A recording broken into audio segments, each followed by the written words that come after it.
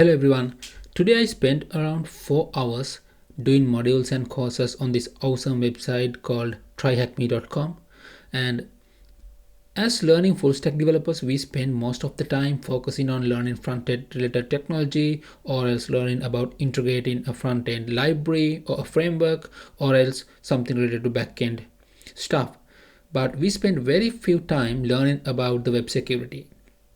And web security plays a crucial role, and we need to have at least get the fundamental knowledge on how the things work behind the web application, how the routing works, how the networking stuff works, how the DNS resolve its URLs, and so on. So that's why I thought of giving some time understanding these concepts, and this tryhackme.com website is a great place that you can start. Once you log to tryhackme.com website, you can select the free roadmap here, and you can see a bunch of learning paths or modules that you can cover in the free version.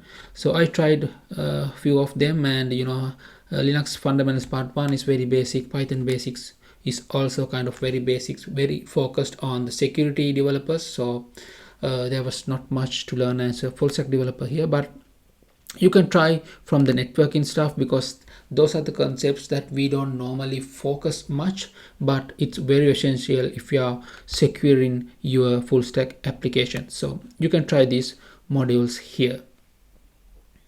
And also, if you want to have a look at what these penetration testers do, how they penetrate or test applications, you can try some of these modules here.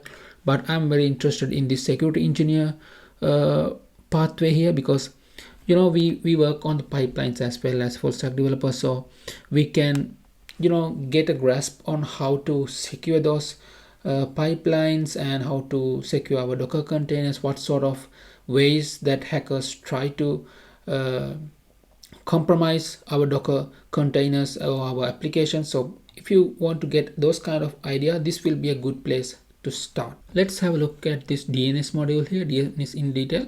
So this goes for such a in depth about DNS, how DNS works. It's a good place to start as a full stack developer, to get an understanding of how this DNS works, how this DNS hierarchy works from step by step, and different record types. If you are going to host our applications, there are different record types that you should add. If you are if your domain is in Namecheap, you'll have to add different A records or CNAME records for your Cloudflare account, or those kind of stuff. So if you know these kind of A records, what does this mean, it's very easy to work with.